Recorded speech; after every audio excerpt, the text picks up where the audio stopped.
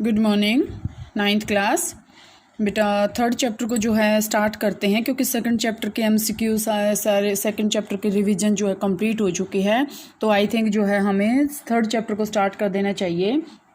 अब ये नहीं है कि हम इसमें इतना करवाएंगे कि आपको जो है बर्डन आए कि हाँ भाई हम पिछला भी करें ये भी करें। तो बेटा थोड़ा थोड़ा करेंगे, लेकिन उसको हम कंटिन्यू करेंगे और साथ साथ इसके नोट्स बनाते हुए चलें।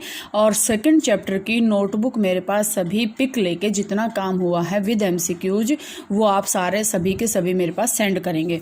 तो चैप्टर 3 को कंटिन्यू करते हैं बेटा, थोड़ा सा ही करेंगे क्योंकि आपको अपने यूनिट टेस्ट की भी जो है प्रिपरेशन करनी है।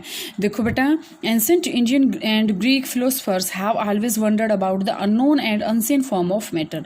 कि इंडियन भी और ग्रीक फिलोसफर जो हैं, हमने देखा भी नहीं है उसके बारे में क्या है, वो हैरान हैं।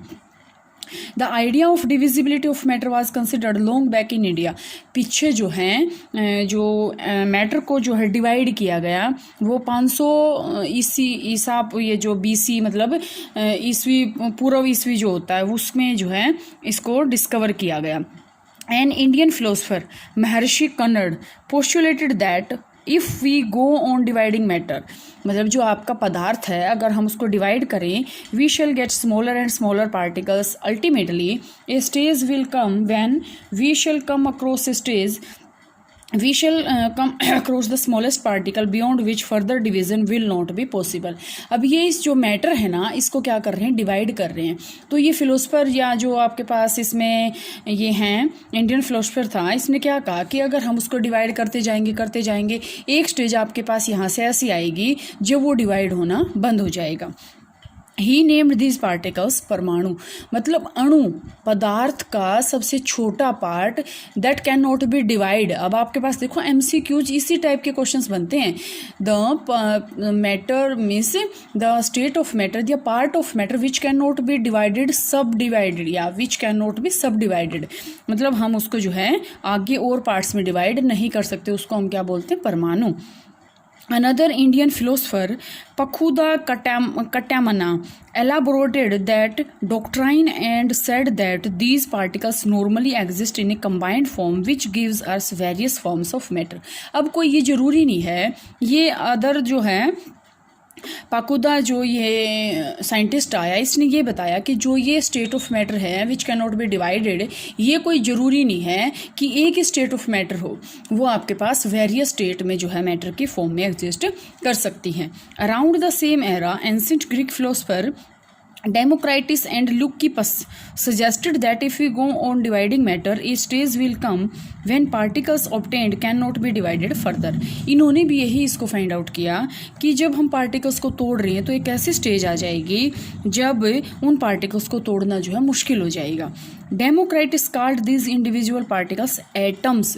अब आपके पास यहाँ से क्वेश्चन आता है कि सब डिवाइडेड पार्टिकल्स को, मतलब अगर हम यहाँ से देखें इसमें डाल्टन एटॉमिक थ्योरी वगैरह आएगी तो उसमें यहाँ पे आपके ये वाले पॉइंट्स आएंगे। मतलब आपका क्या आया कि द स्टेट ऑफ मैटर या the form of matter which can not be divided into another part, उसको हमने क्या बोला, एटम्स। मतलब एटम्स को हम और छोटा नहीं कर सकते, ठीक है।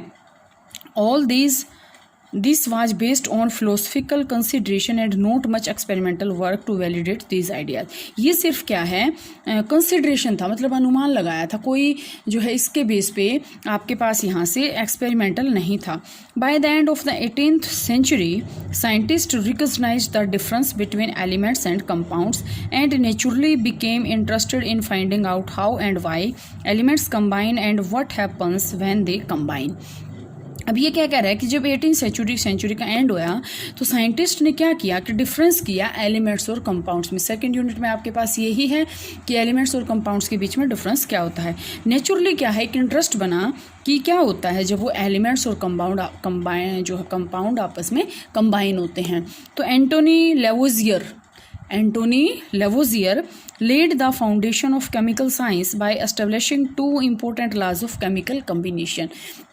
यहाँ से बेटे आपके पास क्या आएंगे, लाज ऑफ केमिकल कम्बिनेशन आएंगे।